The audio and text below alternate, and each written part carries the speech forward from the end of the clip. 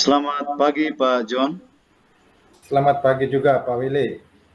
Bagaimana kabar hari ini Pak John?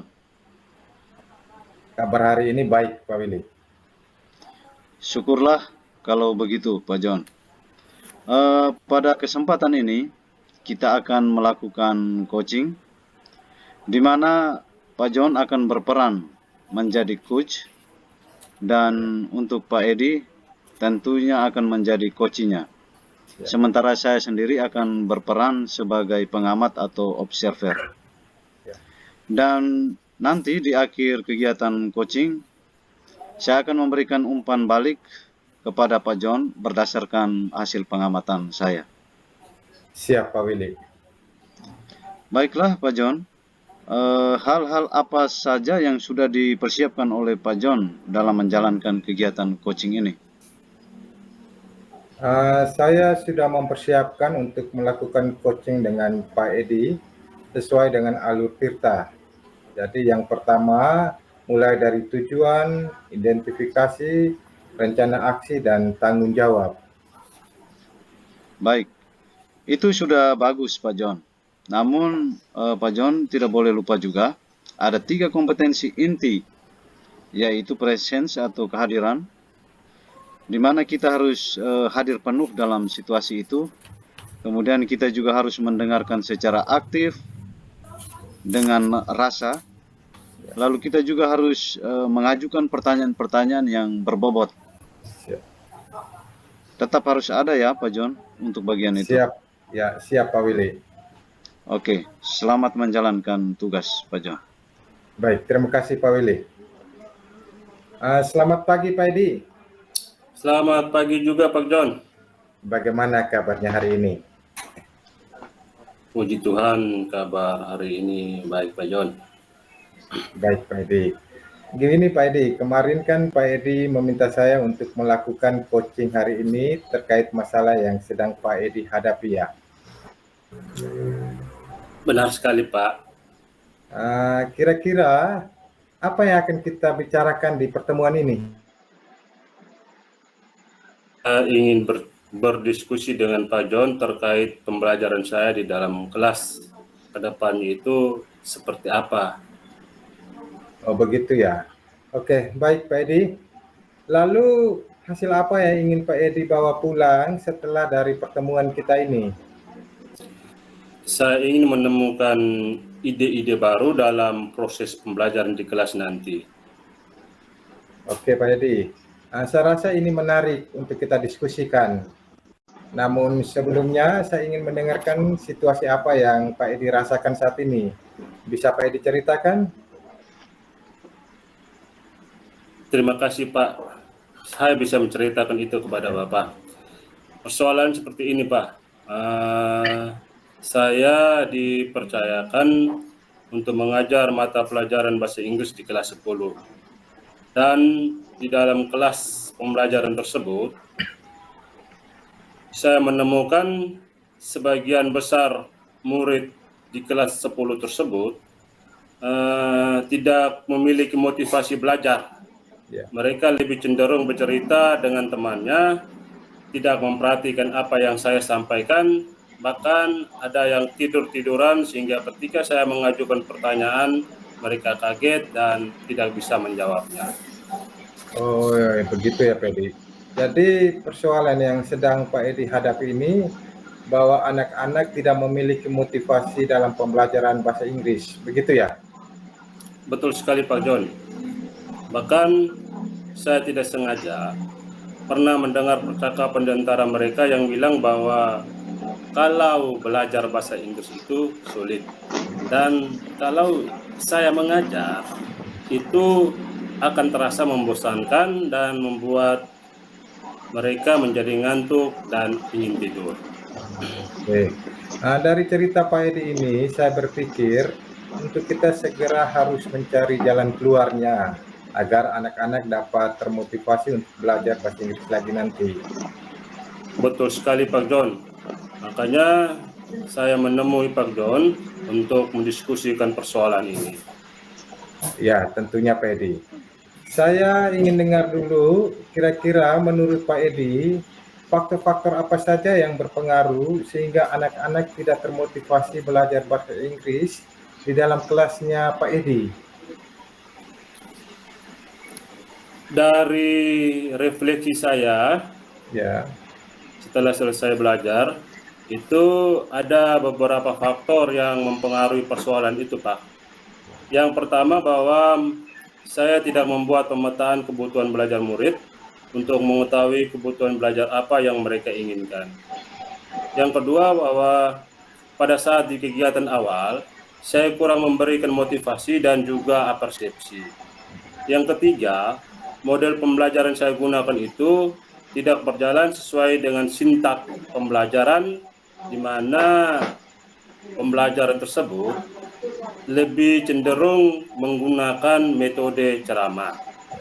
Dan mungkin juga yang bisa saya tambahkan juga itu menyangkut media pembelajaran yang saya siapkan itu tidak menarik dan membuat mereka tidak termotivasi dan lebih cenderung pasif saat pembelajaran di kelas. Nah, saya kira itu faktor-faktor yang bisa saya ceritakan yang dapat mempengaruhi anak yang tidak memiliki motivasi mereka di dalam kelas pada saat pembelajaran bahasa Inggris sendiri.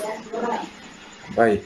Seperti ya apa yang Pak Edi sampaikan itu, bahwa tidak hanya satu faktor saja, tetapi beberapa faktor yang mempengaruhi kenapa murid-muridnya Pak Edi tidak memiliki motivasi belajar bahasa Inggris di dalam kelas. Lalu, ideal situasi seperti apa yang Pak Edi harapkan? Tentu sebagai seorang guru, saya menginginkan suatu perubahan dalam diri saya terlebih dahulu, Pak John.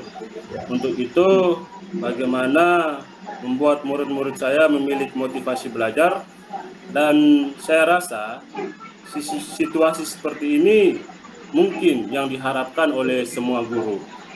Iya, betul sekali Pak Edi. Jadi, sebagai seorang guru, kita harus menciptakan suatu situasi yang membuat murid-murid kita itu memiliki motivasi belajar. Dan itu menjadi poin pentingnya. Dari sekian faktor yang Pak Edi sampaikan tadi, dan juga situasi yang Pak Edi harapkan untuk kedepannya nanti, kira-kira apa yang perlu Pak Edi perbaiki atau Pak Edi tingkatkan untuk mengatasi persoalan murid yang tidak memiliki motivasi dalam pembelajaran bahasa Inggris? Dari persoalan yang sedang saya hadap tersebut, Pak John, Ya. bahwa saya tidak mungkin hanya berdiam diri, tetapi ada langkah-langkah atau ide baru yang harus saya ambil untuk mengatasi persoalan ini. Dan untuk memperbaikinya itu tentunya bahwa harus dimulai dari diri saya sendiri, di mana saya harus mampu menyiapkan perangkat pembelajaran yang baik dari bahan ajar, RPP, media pembelajaran, LKPD, dan juga instrumen penilaian. Bahan ajar ini akan menjadi salah satu yang akan saya siapkan juga, di mana dalam kegiatan awal pembelajarannya harus memuat kegiatan-kegiatan motivasi dan persepsi untuk bagaimana saya bisa memberikan motivasi dan juga mengaitkan materi dengan hal-hal yang kontekstual berdasarkan keseharian hidup mereka sendiri agar mereka termotivasi dalam belajar. Saya juga pasti harus memilih model pendekatan pembelajaran yang sesuai dengan karakteristik murid dan materi pembelajaran.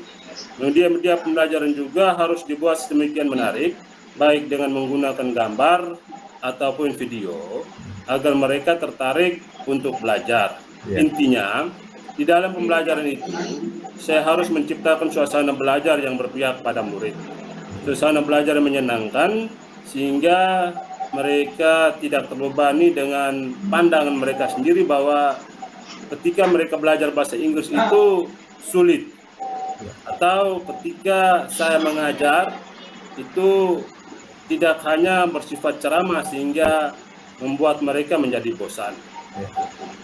Di akhir dari setiap pembelajaran itu juga pasti saya akan meminta mereka untuk membuat refleksi terkait proses pembelajaran agar saya dapat mengetahui kelebihan dan kekurangan dari pembelajaran itu, dan hal-hal itu apa yang disampaikan oleh siswa tersebut bisa untuk memperbaiki diri di dalam pembelajaran saya berikutnya.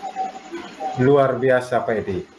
Jadi ini menjadi hal baik di mana Pak Edi ingin menyiapkan pembelajaran yang berpihak pada murid dan juga menciptakan suasana belajar yang menyenangkan. Namun selain langkah-langkah yang Pak Edi ambil untuk memperbaiki diri dalam mengatasi persoalan itu, mungkinkah ada alternatif lain yang Pak Edi miliki? Pasti ada Pak Jo. Contohnya.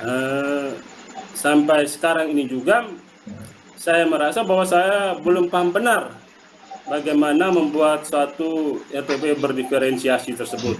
Karena di situ pasti saya harus membuat pemetaan kebutuhan belajar murid berdasarkan kesiapan belajar, minat belajar mereka, serta profil belajar. Dan selain itu juga pasti saya juga akan menerapkan teknik stop dan menggunakan ice breaking dalam proses pembelajaran, sehingga saya bisa membangun komunikasi dengan Pak Ali sendiri sebagai seorang rekan guru penggerak di sekolah saya ini, untuk bisa membantu saya dalam membuat RPP berdiferensiasi tersebut, dan bagaimana implementasi yang harus saya lakukan di kelas nanti pada saat pembelajaran. Iya, baik Pak Edi. Saya rasa ini menjadi alternatif yang akan membangun ruang kolaborasi di antara sesama rekan guru, dan saya setuju dengan itu. Karena setelah percakapan ini kita harus segera untuk menindaklanjuti dari ide-ide baru yang Pak Edi sampaikan tadi. Jadi rencana kedepannya kapan Pak Edi akan melakukannya itu?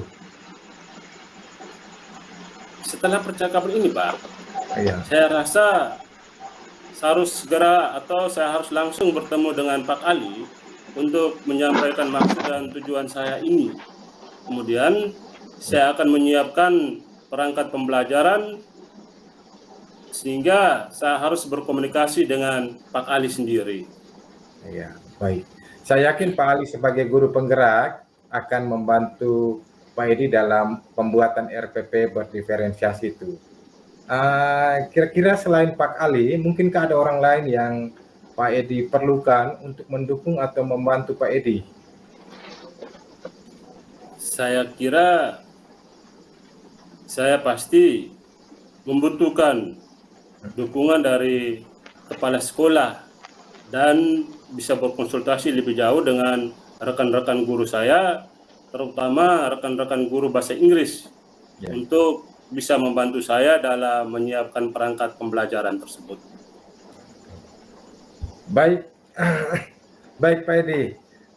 Setelah kita bercakap-cakap dan berdiskusi terkait persoalan yang Pak Edi hadapi ini dan juga menemukan solusinya, di mana solusi itu juga datangnya dari Pak Edi sendiri. Maka saya juga ingin dengar apa yang bisa Pak Edi simpulkan dari percakapan ini. Benar sekali Pak John. Awalnya saya memiliki masalah terkait murid saya yang tidak memiliki motivasi belajar dalam pelajaran bahasa Inggris, yang saya sendiri juga kesulitan untuk mengatasinya.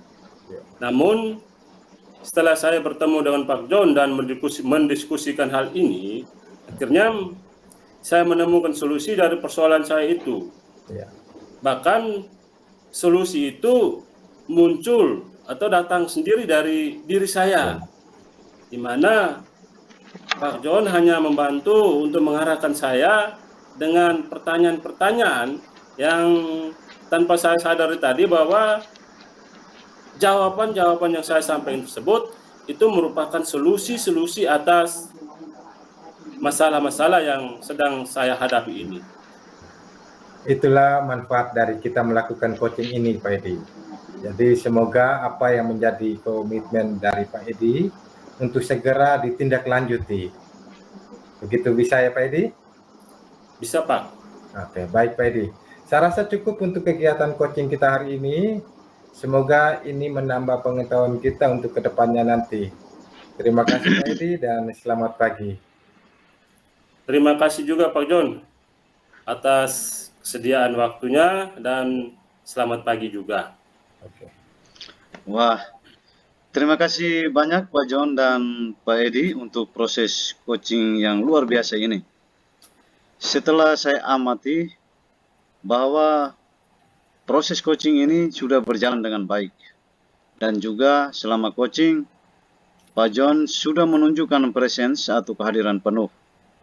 Mendengar juga dengan aktif, mendengar dengan rasa, dan juga mengajukan pertanyaan-pertanyaan berbobot untuk menggali persoalan yang Pak Edi hadapi dengan pertanyaan-pertanyaan itu. Yang pada akhirnya Pak Edi sendirilah yang menemukan solusinya. Ya. Saya ingin tahu kira-kira alur tirta yang Pak John gunakan itu secara garis besarnya seperti apa? Oke. Baik Pak Willy. Seperti yang sudah saya sampaikan di awal tadi, bahwa kegiatan coaching yang saya lakukan dengan Pak Edi ini menggunakan alur tirta, di mana saya mengawali dengan menanyakan tujuan, menanyakan identifikasi, rencana aksi, dan juga tanggung jawab. Saya juga menyadari bahwa selama proses coaching tadi, saya sudah menunjukkan kehadiran penuh. Saya sudah menunjukkan bagaimana mendengar dengan aktif dan mengajukan pertanyaan-pertanyaan berbobot seperti yang Pak Willy sampaikan. Ya, luar biasa sekali Pak John. Dan semoga praktik coaching ini juga dapat kita terapkan di sekolah kita masing-masing. Bersama dengan rekan-rekan guru kita, pegawai, juga murid-murid kita nanti. Baik, terima kasih Pak John, terima kasih Pak Edi untuk praktik coaching hari ini. Dan selamat pagi, salam sehat untuk kita semua. Terima kasih kembali Pak Willy.